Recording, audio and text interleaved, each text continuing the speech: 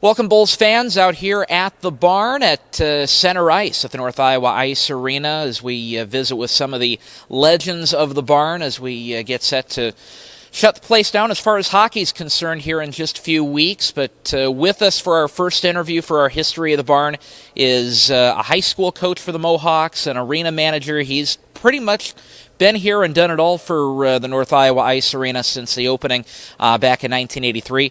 John Lloyd is joining us out here at Center Ice. John, how you doing? Pretty good. And it's good to be back coaching in the arena again. Fourth year back.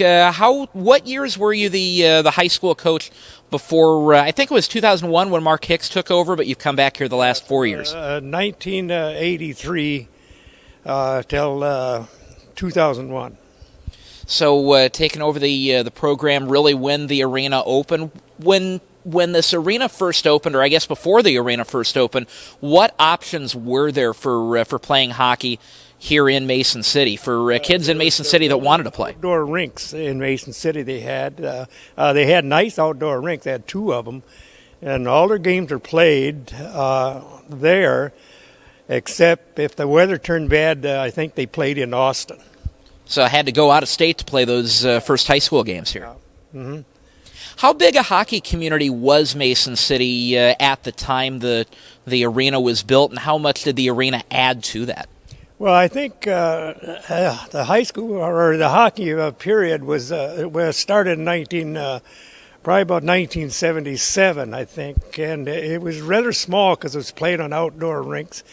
Most of the good hockey players in Mason City in the early years come from the Hoover School area because that's where the outdoor rinks were, so the kids had a chance to skate almost any time they wanted. Of course, the process of getting the new arena built downtown has been a bit of a process. It's happened over a number of years. How quickly did this arena move from kind of a dream in Mason City to the reality is now? Almost as soon as it opens, that we started having more players from the different schools besides the Mason City school. And the people coming to the arena at first just come to see high school hockey. Can you tell us what those first games were like for the Mohawks, first of all? Because I think you had one in February to open the place up here, and then the Huskies started in the fall of '83. What were those first games like? The first year was a rather good year because we played Waterloo Columbus and Waterloo Warriors, and apparently we beat the Waterloo Warriors for the first time ever. And at that time, the Columbus was the strong school, high school team in the state, and we had our hands full with them. But their coach Ted, he says, "You're getting closer all the time." So it took another couple of years before we could beat them.